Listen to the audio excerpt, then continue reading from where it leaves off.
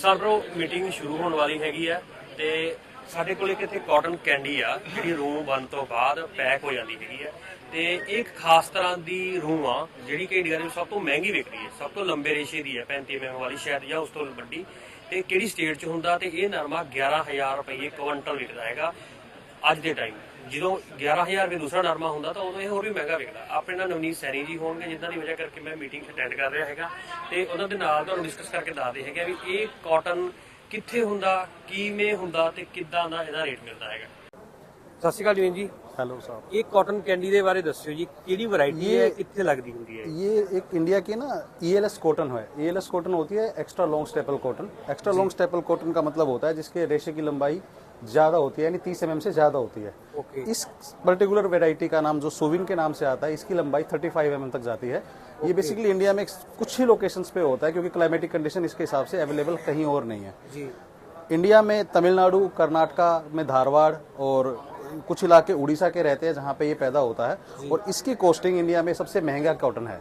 आज के दिन का प्राइस करें तो आज के रेट में इसके कपास का भाव आज 12,000 रुपए क्विंटल है चल रहा है। हाँ, तो जब दूसरा 12,000 रुपये आता है नॉर्मल तो कॉटन, इसका रेट 15 से 20,000 रुपए तक चला जाता है। और कॉन्ट्रैक्ट फार्मिंग होता है? इसका कॉन्ट्रैक्ट फार्मिंग भी होता है और इसको बड़ी कंपनियां ही जो बहुत सॉफ्ट कपड़ा होता है ये उसको बनाने में यूज होता है और इसमें इसका लिनन बनता है इससे? लिनन भी बनता है और भी बहुत सारी चीजें बनती है, बट इसमें जो बहुत सॉफ्टनेस वाले आइटम होते हैं वो बनते हैं इसमें। जी। और इंडिया स्टेट में ज्यादा ये बेसिकली तमिलनाडु में रहता है पर्टिकुलरली, और तमिलनाडु में, कर्नाटका में धारवाड़ और उड़ीसा के कुछ इलाकों में। ये हमारे भारत का ट्रेडिशनल वैरायटी है? ट्रेडिशनल वैरायटी इंडिया के अलावा और कहीं नहीं होता ये।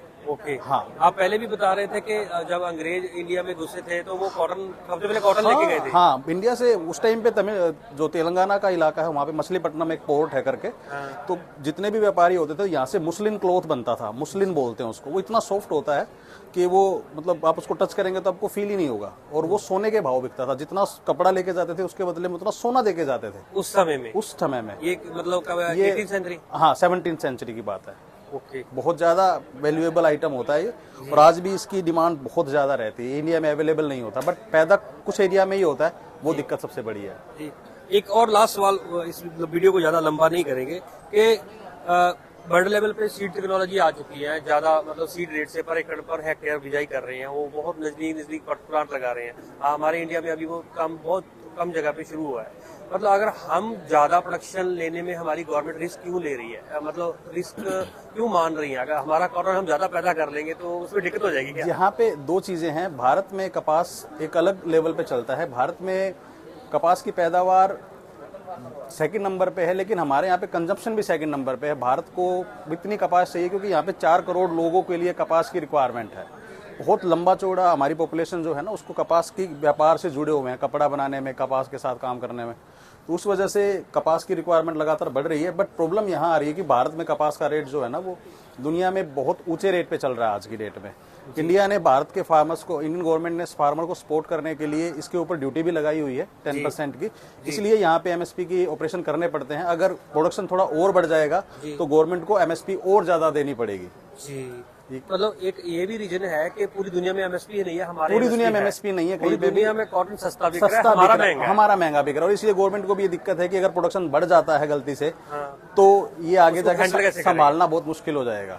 जी। और ये गुलाबी सुंडी वाला आपको क्या लगता है? अभी हम जो मीटिंग कर रहे हैं, इतने लोग यहाँ पे एक्सपर्ट लोग बोल रहे हैं, जहाँ फार्मर बहुत कोने कोने से आए हुए हैं, ये आगे आने 2-3 साल में BT3 आ जाएगा जहाँ पुराने वाले BT भी जाने वाले? नहीं, अभी BT3 आने में कम से कम भी 3 से 4 साल का समय है। सिर्फ BT3 आने से कुछ बदलेगा नहीं, बहुत हकीकत तो ये है। उससे पहले अभी कमियां रहेंगी। हाँ, तब भी कमियां रहेंगी क्योंकि आपने हमारी सॉइल को खराब कर दिया है। कुछ फार्मर जो प्रैक्टिसेस होती हैं, एग्रोनॉमिक प्रैक्टिसेस जो हैं, वो फार्मर अभी फॉलो नहीं कर रहा है, उसकी वजह से दिक्कतें हो रही हैं। जी। जैसे फार्मर मतलब अपने इमोशन में आके बोल देते हैं कि पाकिस्तान में रिसर्च हो गया, ये आ गया, चाइना में चला गया, ब्राजील में चला गया। आप बहुत सी कंट्री का कॉटन आपको पता है, उनके हालात पता है। तो मतलब अभी जो जिस लाइन में हम चल रहे हैं उसमें सुधार करने की जरूरत है या नई वैरायटी की तरफ हम मूव करें? नहीं, वैरायटी में ज्यादा सुधार करने से बहुत जल्दी कुछ चेंज नहीं आने वाला है। उसके अलावा आपको एग्रोनॉमिक प्रैक्टिसेस सुधारनी पड़ेंगी। हाँ, आपको सबसे पहले सॉइल को रिपेयर करना पड़ेगा। सबसे पहली कंडीशन वही है। उसके बाद आप सिंपल एग्रोनॉमिक प्रैक्टिसेस फॉलो कीजिए। फेरोमोन ट्रैप्स लगाइए, ETA जो ETL होते हैं, लेवल्स होते हैं, वो फॉलो कीजिए। जो CICR की पेस्टिसाइड मैनेजमेंट है उसको फॉलो कीजिए। प्रोहिबिटेड पेस्टिसाइड है उसको घुसने ना दें। अभी इंडिया में भी बहुत सारी लोकेशन ऐसी है जहाँ पे बहुत हायर लेवल पे प्रोडक्शन होता है। गुजरात में कच्छ का इलाका है जहाँ पे ब्राजील के इक्विवेलेंट कपास पैदा की जाती है जी महाराष्ट्र में कुछ इलाके हैं जहाँ पे बहुत हायर क्वांटिटी में यील्ड आता है। जी कर्नाटक मीडियम सॉइल में भी हाई डेंसिटी हाँ, हाई डेंसिटी की रिक्वायरमेंट नहीं है, मतलब हाई डेंसिटी एक तरीका है, बट कंडीशन ये नहीं जमीन है में हाँ अच्छी पैदावार कि भाई कंफर्मेशन ये नहीं है कि HDPS लगाओगे तो ही हाई यील्ड आएगी। जी कच्छ में, गुजरात में, महाराष्ट्र में, कर्नाटका में, उड़ीसा में भी कुछ फार्मर जो होते हैं वो 12 से 14-15 क्विंटल लेकर सिंपल प्लांटेशन में भी लेते हैं जी। तो वो इशू नहीं है। आप खुद भी हरियाणा से हैं और पंजाब हरियाणा जो नॉर्थ कॉटन का जोन पड़ता है उसमें पिछले 2-3 सालों में से पैदावार कम हो रही है और वहाँ के कॉटन की क्वालिटी मतलब रूम के रेशे की लंबाई काफी अच्छी रहती है।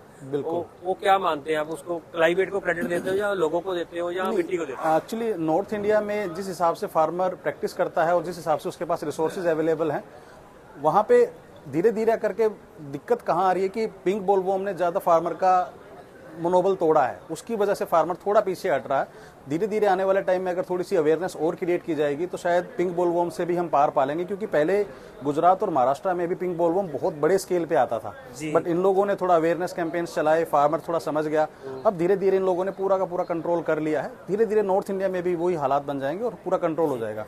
जिस हिसाब से नॉर्थ में इरीगेशन फैसिलिटीज अवेलेबल हैं, रिसोर्सेज अवेलेबल हैं, अवेयरनेस लेवल थोड़ा हाई है, तो आने वाले टाइम में मुझे नहीं लगता एक लेबर का इशू छोड़ दें, इसके अलावा कॉटन एक बहुत अच्छा विकल्प साबित हो सकता है, क्योंकि आने वाले साल में गर्मी भी ज़्यादा पड़ने वाली है, बारिशें भी कम रहेंगी, तो पिंक बोलवॉर्म का इफेक्ट वैसे ही कम रहेगा अगले सीजन के लिए। जैसे यहाँ पहले जोर देकर बताया गया कि ऑर्गेनिक कॉटन का फ्यूचर है, बहुत बड़े स्तर पे कंपनियां टाई अप कर रही हैं, फार्मर को सर्टिफाई कर रही हैं, फार्मर को इस लाइन में आना चाहिए, लेकिन मुझे भी ऐसा लगता है कि ज्यादा खाद देने से कॉटन की पैदावार तो बढ़ती नहीं है। न्यूट्रिशनल मैनेजमेंट एक चीज होती है जिसमें संतुलन बनाए रखना होता है आपको। हाँ, खतरनाक भी है वो। खतरनाक भी है। आप ओवर फर्टिलाइजेशन दोगे उसका भी कोई फायदा नहीं है, आप ओवर पेस्टिसाइड का यूज करेंगे उसका भी कोई फायदा नहीं है। हर चीज आपको मॉडरेशन में लेके चलनी है, बट एक प्लान के साथ काम करना पड़ेगा आपको कि कब आपको क्या क्या देना है और किस हिसाब से आपको प्लानिंग करनी है अपनी इरिगेशन की, फर्टिलाइजेशन की, पेस्टिसाइड की, पिकिंग की, हर चीज आपको स्टेप बाय स्टेप चलना पड़ेगा। आप आंख बंद करके कपास की खेती नहीं कर सकते, ये कड़वी सच्चाई है। जिसने आंख बंद करेगा वो कपास पैदा नहीं कर पाएगा। जैसे धान की खेती है, मक्का की खेती है या सोयाबीन की खेती है, वो कॉटन को खा रही है। हाँ, वो खा इसलिए रही है क्योंकि कॉटन बहुत सेंसिटिव क्रॉप है। ये थोड़ा सा भी कुछ क्लाइमेटिक चेंज आ जाते हैं, थोड़ी सी भी बारिश ज्यादा हो गई, बारिश नहीं हुई, तो हर चीज से इसको इफेक्ट आता है और इसकी यील्ड पे बड़ा इम्पैक्ट पड़ता है, क्योंकि इसका एवरेज यील्ड जो है वो 7 से 12 एकड़ क्विंटल का है। तो उसमें भी अगर 2 क्विंटल कहीं से भी कम हो जाता है तो दिक्कतें हो जाती है फार्मर के लिए, तो फार्मर की कॉस्ट ऑफ प्रोडक्शन बहुत बढ़ जाती है।